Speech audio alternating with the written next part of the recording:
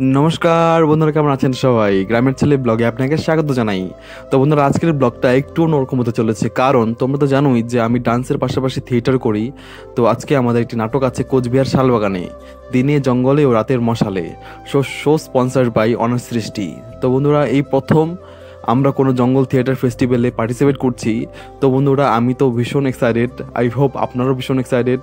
So so friends, please don't skip the video, so full video complete, watch it. So thank you. তো বন্ধুরা, দেখতে পাচ্ছ গাড়ি চলে এসেছে আর আমরা সবাই উঠে পড়েছি, কারণ সকাল 11টার মধ্যে আমাদের পৌঁছাতে হবে। কারণ আমাদের 12টা থেকে শো, তার 1 ঘন্টা আগেই পৌঁছাতে হয়, 1 ঘন্টা আগে থেকে মেকআপ করতে হয়।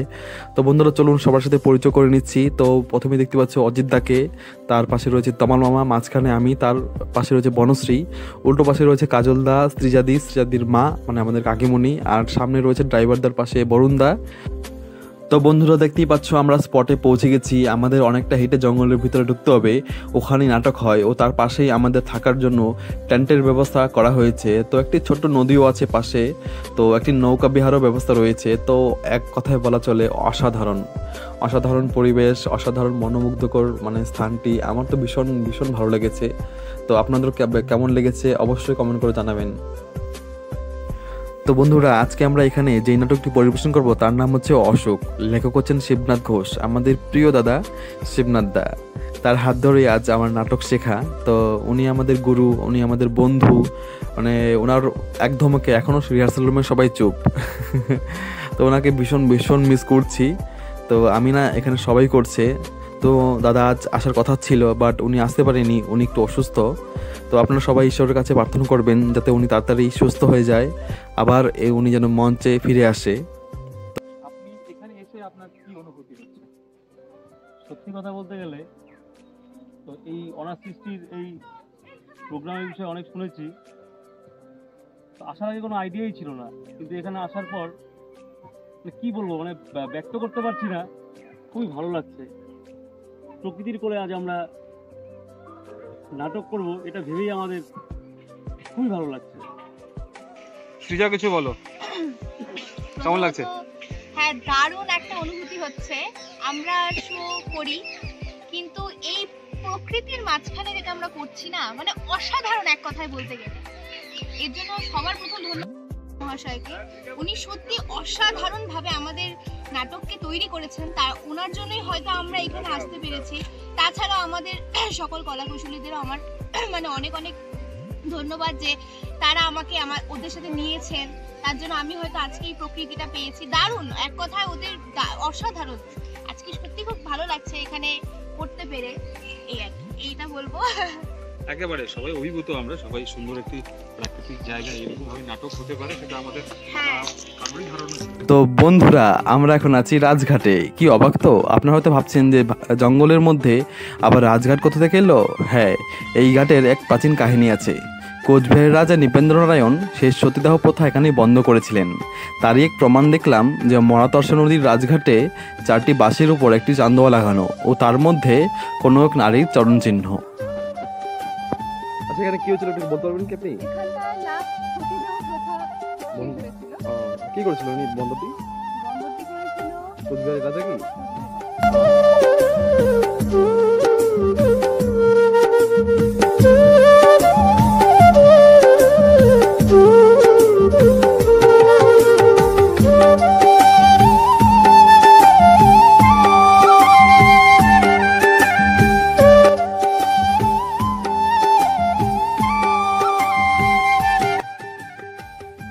তো বন্ধুরা, এই হলো আমাদের টেন্ট। তো চলুন গিয়ে একটু বিশ্রাম করি। তো যেই আমরা টেন্টের ভিতরে গিয়ে বিশ্রাম করছিলাম, তো বাইরে থেকে এক দাদু দিদের গল্প শুনছিলাম। তো গল্পটা খুব সুন্দর লাগছিল, তাদের প্রেম কাহিনীর গল্প। তো চলুন আপনারা একটু শোনাচ্ছি, তো আপনারা একটু শুনুন। এটা আর একটা ইন্টারেস্ট। মেয়ের বাড়ির লোক এসে বলছেন 3:30টার সময় মেয়ের বাড়িতে পৌঁছেছি। হ্যাঁ, আমি হলাম রানীনগর, আরে আমি হলাম রানীনগরে কর্মচারী বাস করি, আর এর দাদা হেলথে চাকরি করে শালবনি, মেদিনীপুর স্টেশন পার হয়ে 3:30টার সময় বাড়িতে পৌঁছে আমার দিদি, দাদা আর যারা গেছে ছোট ভাই বলছে আগে মেয়ে দেয়। ওদের সত্যই ছিল মেয়ে পছন্দ হলে বিয়ে হবে, না হলে বিয়ে হবে। তারপরে বলে মেয়ে ঘুমাচ্ছে, বলে ডেকেছ, বলে ফ্রক পরে, বলে সাইজ হয় 95 একটা ছোট্ট একটা প্যান্ট করছে আর ফ্রক করে 16 বছর মেয়ে বাড়িতে রং ট্রেনে করতে নিয়ে এসে বসেছে। দাদা দেখে দিদির মুখের দিকে, দিদি দেখায় দাদার মুখে, দুজন হাইসা দিয়েছে, বলে হ্যাঁ হয়ে যায়। গিয়ে বাজার করে তারপরে 24শে ফেব্রুয়ারি আমাদের বিয়ে হয়। পরের দিন বিয়ে? না না, আগের দিন দেখে? কয়েকদিন পর। 7 দিন পরে। 24শে ফেব্রুয়ারিটা ইম্পর্টেন্ট কেন আমার জন্য নয়, নেপালের রাজা মহেন্দ্র, ওর বিয়ে হয়েছে 24শে ফেব্রুয়ারি। বাবা, কিছু কম জানো তুমি, সেই আজ থেকে 65 বছর সে বাংলা আগে রাজা। হ্যাঁ একটা মানে প্রথাকে ভেঙে দিয়েছো, হ্যাঁ, যে মানে কাশিতে হয়ে ব্রাহ্মণ। হ্যাঁ, ওই যে এই কাজটা কাশিতে হয়ে ব্রাহ্মণ।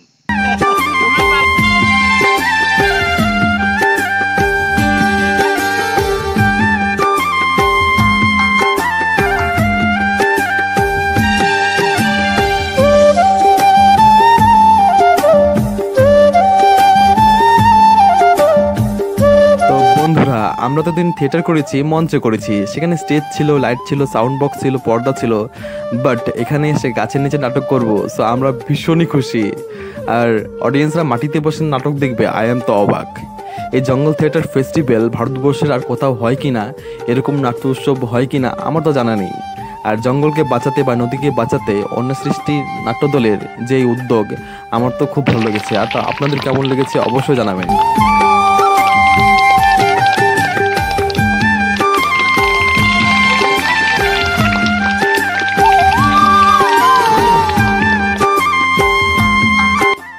তো বন্ধুরা, ভিডিওটি এখানে শেষ করছি। সবাই ভালো থাকবেন, সুস্থ থাকবেন, সাবধানে থাকবেন।